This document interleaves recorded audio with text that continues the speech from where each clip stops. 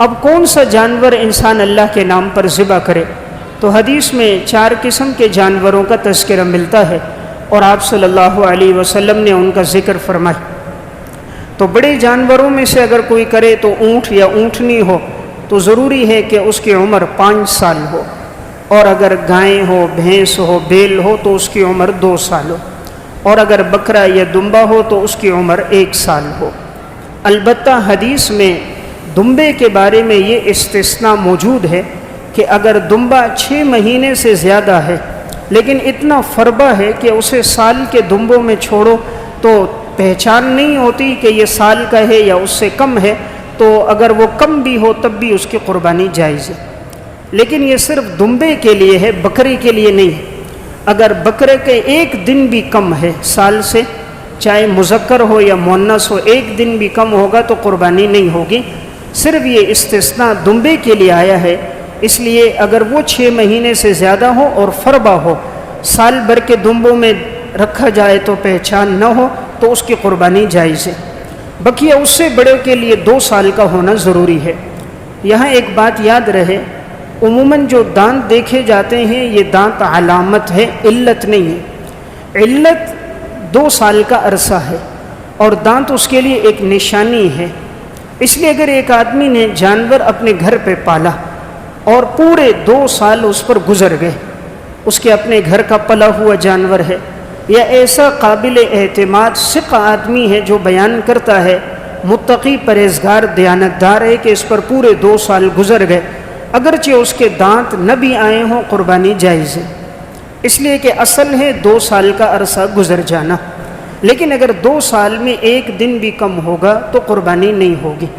لیکن چونکہ آج کل عموماً بیچنے والوں کا ایمان کمزور ہے، دولت اور پیسے کی وجہ سے وہ جھوٹ بھی بولتے ہیں، جھوٹی قسمیں بھی کھاتے ہیں، اس لیے آج کے دور میں دانت دیکھنے چاہیے۔ چونکہ دانت ایک نشانی ہے، اس کے ذریعے پتہ چل جاتا ہے کہ جانور کے 2 سال کا عرصہ ہو چکا ہے، اس لیے دانت دیکھنے کے بعد انسان جانور لے لے۔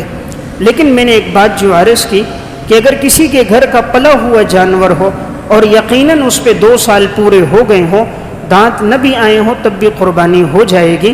البتہ اگر آدمی جانور خریدے تو اس وقت دانت ضرور دیکھ لے، ان کے کہنے پر اعتماد نہ کرے۔ بس اوقات وہ جانور بیچتے ہوئے جھوٹ بول دیتے ہیں اور 2 سال کا عرصہ پورا نہیں ہوا ہوتا تو پھر قربانی نہیں ہوگی۔ شریعت نے جو جانور کے اندر حکم دیا تو اس کے اندر خوبصورت جانور ہو جس میں کسی قسم کا کوئی عیب نہ ہو۔ اگر کوئی بھی عیب موجود ہے تو اس کی قربانی نہیں ہوگی۔ مثلاً ایک جانور ہے وہ آنکھوں سے دیکھ نہیں سکتا، دونوں آنکھوں کی بینائی نہیں یا ایک کی بینائی نہیں تو قربانی نہیں ہوگی، یا بینائی ہے لیکن 1/3 سے کم، 1/3 سے کم اگر بینائی کم ہے تو قربانی ہو جائے گی، 1/3 سے زیادہ اگر اس کی بینائی چلی گئی تو اس کی قربانی نہیں ہوگی۔ اور اس کا پتہ اس سے چلے گا کہ اس کے سامنے چارہ لے جایا جائے، ایک طرف سے چارہ لے کر جائیں پھر دوسری طرف سے، تو پتہ چلا ایک آنکھ کی بینائی ٹھیک ہے، دوسری طرف سے لے کر جائیں کہ وہ کتنی دیر پر متوجہ ہو رہا ہے، تو جتنی دیر پر متوجہ ہو رہا ہے وہاں نشان لگا دیا جائے کہ یہاں سے جانور متوجہ ہو رہا ہے۔ اب دوسری آنکھ کی طرف چارہ لایا جائے، پھر اس طرف سے اس کو متوجہ کریں تو اس سے معلوم ہو جائے گا کہ اس کی بینائی کتنی کم ہے۔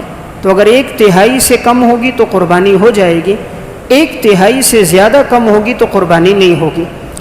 اگر کوئی جانور ایسا ہے کہ وہ لنگڑا ہے اور وہ 3 پاؤں کا سہارا لیتا ہے، چوتھے کا سہارا بالکل نہیں لیتا، یا لیتا ہے لیکن اس پہ وزن بالکل نہیں ڈالتا تو اس کی قربانی نہیں ہوگی۔ ہاں اگر چوتھے پاؤں کا سہارا لیتا ہے، وزن ڈالتا ہے لیکن ذرا لنگڑا کے چلتا ہے تو قربانی ہو جائے گی۔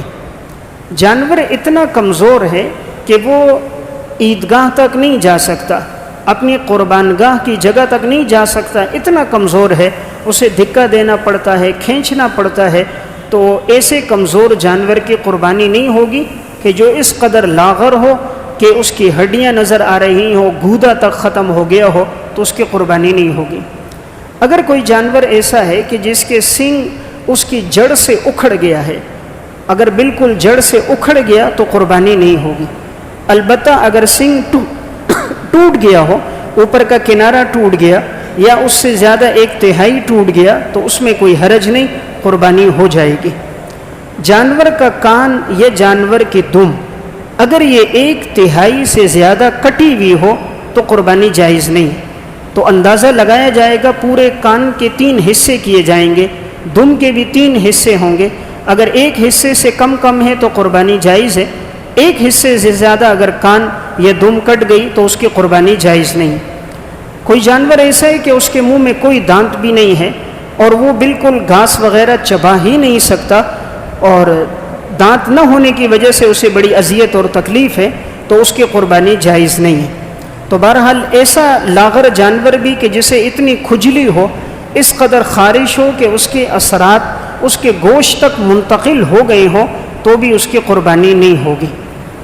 اور اگر چھوٹا جانور ہو یا بڑا ہو، مؤنث ہے، مثلا بکری ہے، گائے ہے، بھینس ہے، اونٹنی ہے، اور اس کے جو تھن ہیں، اگر چھوٹے جانور کا ایک تھن خشک ہو گیا ہو، بالکل ایک تھن خشک ہے، ایک ٹھیک ہے، اس کی قربانی نہیں ہوگی۔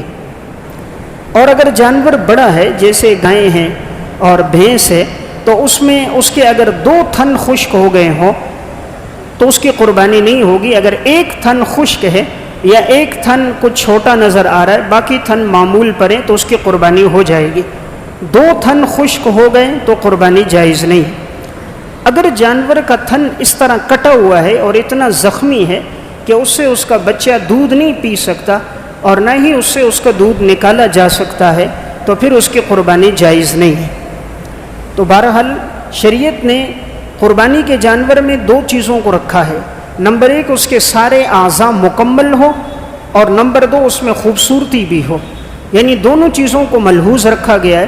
اگر اس کے جسم کے کوئی اعضاء کم ہو رہے ہیں اور یا اس کی خوبصورتی پر نہایت فرق پڑ رہا ہے تو اس سے قربانی کے عمل پر فرق آتا ہے۔